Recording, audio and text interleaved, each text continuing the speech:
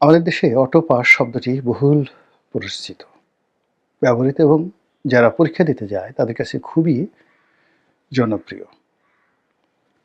আমরা মোরালে যারা পড়াশোনা করেছি, কম আর বেশি, আমাদের কাছে পরীক্ষা একটি আতঙ্কের বিষয়। সারা বছর পড়াশোনা করার পরেও পরীক্ষার হলে গিয়ে যা পড়েছি সেই অনুযায়ী প্রশ্নপত্র আসবে কিনা এটি নিয়ে আমাদের নিশ্চয়তা ছিল ১০ ভাগ, আর ৯০ ভাগ ছিল অনিশ্চয়তা। সারা বই মুখস্থ করার পরেও আমরা স্বস্তি পেতাম না। দ্বিতীয় যে সমস্যাটা ছিল, পরীক্ষা কেন্দ্র করে আমাদের যে আতঙ্ক এত বেশি ছিল। পরীক্ষার হলে যাওয়ার পরে পেপার নিলাম, তারপরে প্রশ্নপত্র হাতে দেবে। সেটা এসএসসি, এইচএসসি, অনার্স, মাস্টার্স কিংবা ধরুন আরও আগে যে স্কলারশিপ পরীক্ষাগুলো দিয়েছি, এমনকি ক্লাসের যে পরীক্ষাগুলো দিয়েছি, ওই প্রশ্নপত্র হাতে পাওয়ার আগ পর্যন্ত বারবার হাত পা কাঁপত, হাত ঘামিয়ে যেত, কণ্ঠনালী শুকিয়ে যেত।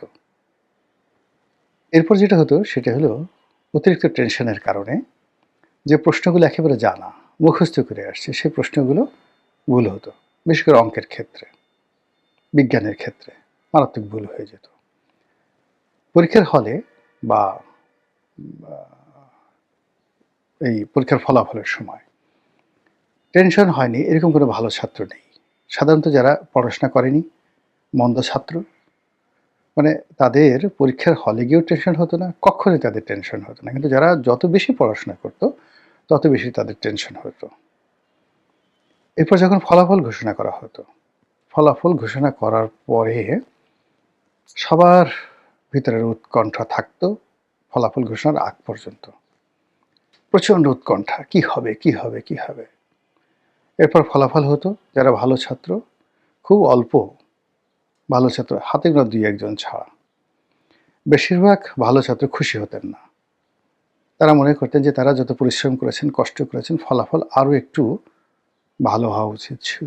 এই যে অতৃপ্তি, এই অতৃপ্তি থেকেই একজন ভালো ছাত্র সবসময় ভালো ফলাফল করার পরেও আরও ভালো ফলাফল করা, আরও জানা, আরও শিক্ষার জন্য তারা পাগলের মতো আচরণ করত। শিক্ষকের পায়ের ফুল উঠিয়ে পড়ত। শিক্ষা প্রতিষ্ঠানকে নিজের ঘরের চাইতেও আপন মনে করত। ঘরে বসে থাকার চাইতে স্কুল, কলেজ, বিশ্ববিদ্যালয়ে পড়ে থাকত। স্কুলের যে অঙ্গন, এটাকে তারা ভালো মানে বাসতেন। আর এভাবেই আমাদের মধ্য থেকে জ্ঞানী, গুণী, কবি, সাহিত্যিক, আমলা কামলা যারা শ্রেষ্ঠতর, তারা বের হয়ে এসেছেন। কিন্তু যেই মুহূর্তে পরিবারতন্ত্র প্রতিষ্ঠিত হয়েছে, রাজনীতির বিবেচনায় নিয়োগ শুরু হয়েছে এবং কোনো রকম যোগ্যতা ছাড়াই মানুষ যখন পেয়ে আসছে, ঠিক তখন থেকেই যে শিক্ষার প্রতি অনীহা, পরীক্ষা সংক্রান্ত ভয়, এটি চলে গেছে।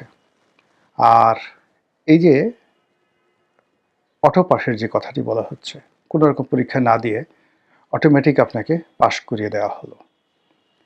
এই অটো পাস শিক্ষা থেকে শুরু করে অন্য বিভিন্ন সেক্টরে যে নির্বিচারে রীতিমতো বলাৎকার করেছে মেধার, মননশীলতার, যোগ্যতার, সভ্যতার, কৃষ্টি, কালচার এবং মানবিকতার। সেই বলাৎকার যখন রাজনীতির অঙ্গনে এসেছে, সঙ্গে সঙ্গে পুরো দেশ জাতি অন্ধকারের অতলান্তে তলিয়ে পড়েছে। রাজনীতিকে বলা হয় highest art of human and human behaviour. মানুষের যে ব্যবহার রয়েছে এবং মানুষের যে মানবিক যে অভিব্যক্তি রয়েছে, এটির সর্বোচ্চ শিখর হলো রাজনীতি। রাজনীতি কখনো হাঁটু থেকে বের হয় না। রাজনীতি কখনো পশ্চাৎ দেশ থেকে বের হয় না। কোনো ঘামের গ্রন্থি থেকে বের হয় না, পায়ের আঙ্গুল থেকে বের হয় না, নাকের ছিদ্র থেকে বের হয় না, কানের ছিদ্র থেকে রাজনীতি বের হয় না। এমনকি মুখ থেকেও রাজনীতি, মুখ গহ্বর থেকে রাজনীতি বের হয় না। রাজনীতি বের হয় দুটো জায়গা থেকে, মস্তিষ্ক থেকে এবং হৃদয় থেকে। আমি অনেক সময় জ্ঞানের কথা বলার চেষ্টা করি, আপনারা হয়তো অনেকে রাগ হন। আপনারা সবাই জানেন যে মানুষের মস্তিষ্কে যেমন একটা মেমোরি রয়েছে, মানুষের হৃদয়েও একটা মেমোরি রয়েছে এবং এই দুটোর একটা ইন্টারকানেক্টিভিটি রয়েছে। মস্তিষ্কের মেমোরিটা অনেক বড়, মাস্টার হার্ড ডিস্ক।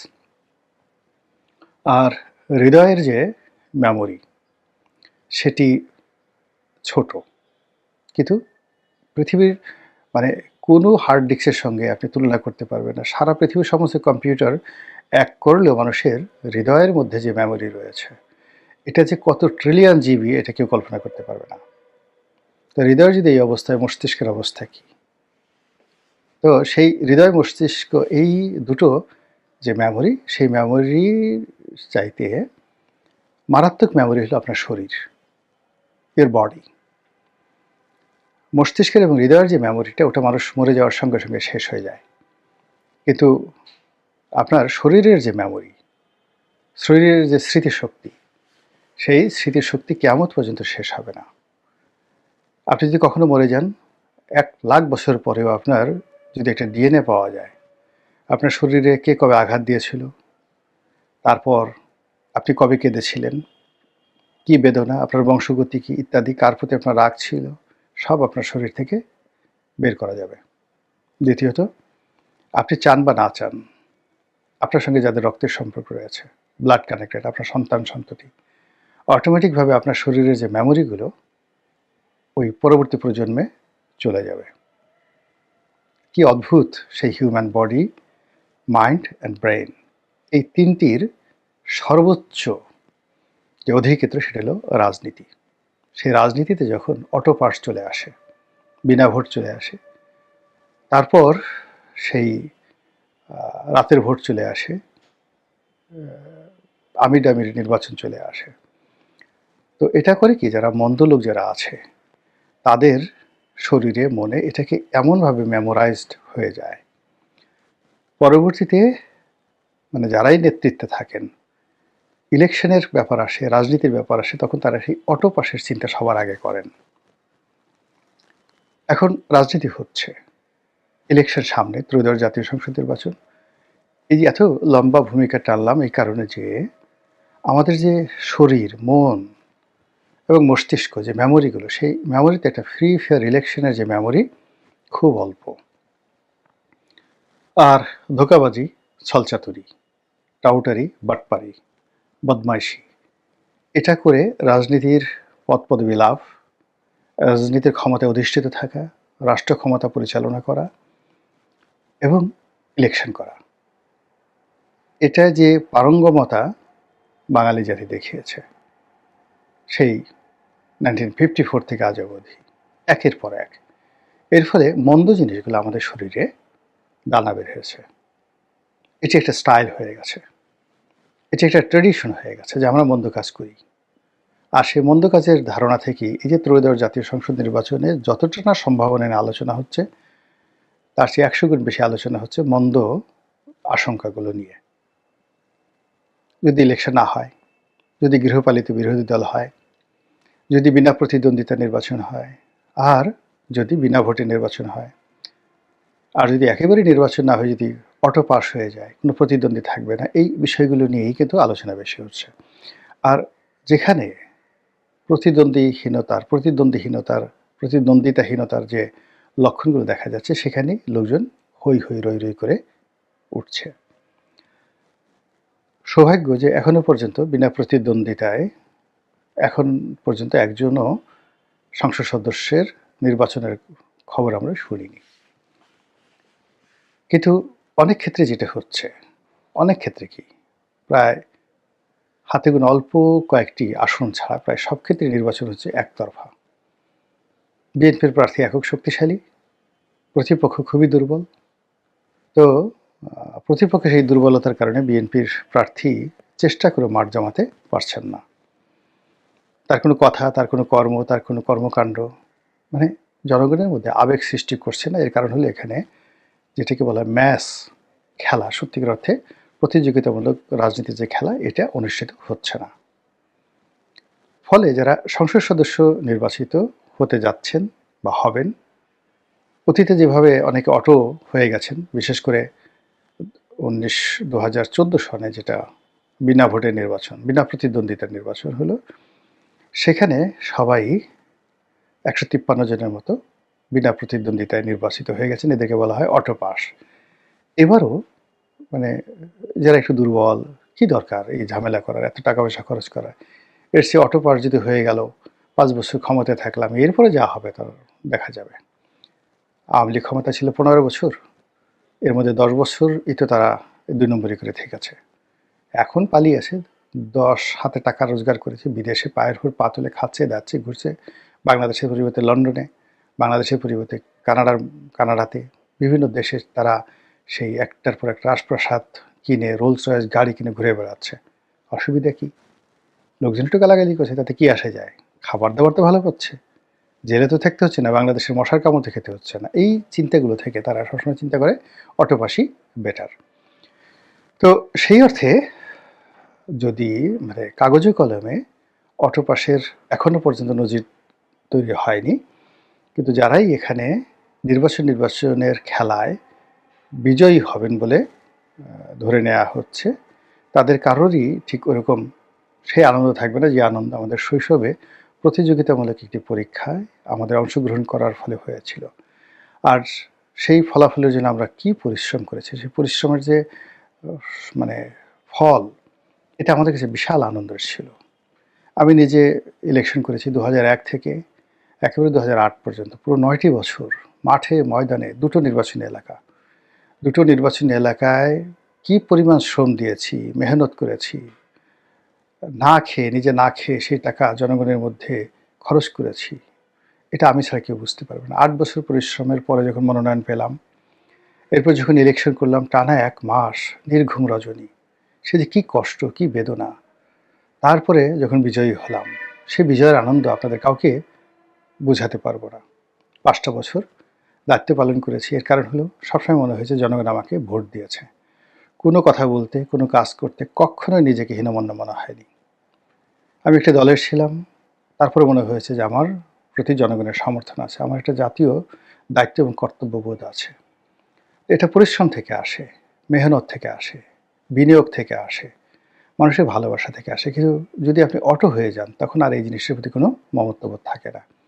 তো এইবার একতরফা নির্বাচন, যেখানে মাঠে বিএনপির শক্ত প্রতিদ্বন্দ্বী আওয়ামী লীগ নেই, আর বিএনপি যেভাবে নির্বিচারে কোনো রকম ভয়ভীতি ছাড়া, আতঙ্ক ছাড়া বিজয়ী হয়ে আসবে, এই যে বিজয়ী যারা গ্রুপ রয়েছে তাদের মধ্যে যে এক ধরনের গা ছাড়া ভাব থাকবে, এরকম গা ছাড়া নেতৃত্বকে সংগঠিত করা বিএনপির শীর্ষ নেতৃত্বের পক্ষে সম্ভব নয়। দ্বিতীয়ত যেটা হচ্ছে, যারা বিএনপি বলেন, জামাত বলেন, গত ১৫টি বছরে তারা যেভাবে নির্যাতিত হয়েছে, সেক্ষেত্রে রাতারাতি যদি বিএনপি বা জামাত দুটো রাজনৈতিক দলের যে কেউই তারা রাষ্ট্র ক্ষমতায় আসে, সেক্ষেত্রে একটি রাষ্ট্র ক্ষমতা দৃঢ়তার সাথে পরিচালনা করার জন্য যে জিদ দরকার, যে অহম দরকার, যে ভিশন দরকার, যে মিশন দরকার, এটি এখন আসলে বাংলাদেশে নেই, কারোরই নেই। ডক্টর মোহাম্মদ ইউনূসের মতো কোয়ালিফাইড যারা লোকজন, আপনি তার আশেপাশে চেয়ে দেখেন তো, তার মন্ত্রিপরিষদে বা তার উপদেষ্টা মণ্ডলীতে যারা আছেন, they are the best man in the country till now, in terms of education, in terms of legacy and in terms of personality. বিএনপিতে বা জামাতে এই পর্যায়ের লোক একজনও নেই, নট এ সিঙ্গেল ওয়ান। তো উনি ব্যর্থ হলেন কেন? অথচ এর আগে ৩ মাসের জন্য এই ওনারাই, ওয়াহিদুদ্দিন মাহমুদ সাহেব ছিলেন, ডক্টর মোহাম্মদ ইউনূস নিজেই উপদেষ্টা ছিলেন, তো তারা সফল হয়েছিলেন কেন? এর কারণ হলো তখন তাদের ব্যাকবোন ছিল, তখন পুরো রাষ্ট্রের একটা ব্যাকবোন ছিল। এখন সেই ব্যাকবোনটা না থাকার কারণে দেখুন যে আগে যেখানে ৩ মাসের জন্য তারা যে সফলতা দেখিয়েছেন, এখন সেটা ২ বছরে তারা সেই জিনিসটা পারছেন না। কাজে তাদের সাথে যারা ইনফেরিয়ার ইন অল রেসপেক্ট, তারা কি করে ৫ বছর বসে এই দেশটাকে সুন্দরভাবে চালাবেন, এটি হয় না। ফলে এই যে অটো পাসের যে ধারা আমাদের শিক্ষাক্ষেত্রে শুরু হয়েছে, সেই অটো পাসের যে কুলক্ষণ আমাদের রাজনীতিতে শুরু হয়েছে ২০১৪ থেকে, সেটি ২০২৬ সনে অব্যাহত আছে। এর ফলে এদেরকে আপনি ঠিক সরাসরি অটো পাস বলতে পারবেন না, বিনা ভোট বলতে পারবেন না, রাতের ভোট বলতে পারবেন না, বিনা প্রতিদ্বন্দ্বিতা বলতে পারবেন না, আমিডামি বলতে পারবেন না, কিন্তু অদ্ভুত কিছু একটা আপনাকে বলতে হবে, অদ্ভুত কিছু একটা বলতে হবে। আর এই অদ্ভুতের সেই যে সংজ্ঞা, সেই সংজ্ঞার মধ্যে যিনি সেই সংজ্ঞায়িত সরকারের প্রধান হবেন, সরকার প্রধান হবেন, প্রধানমন্ত্রী হবেন, তাকেও আপনাকে সেই অদ্ভুত একটা প্রধানমন্ত্রী বলতে হবে।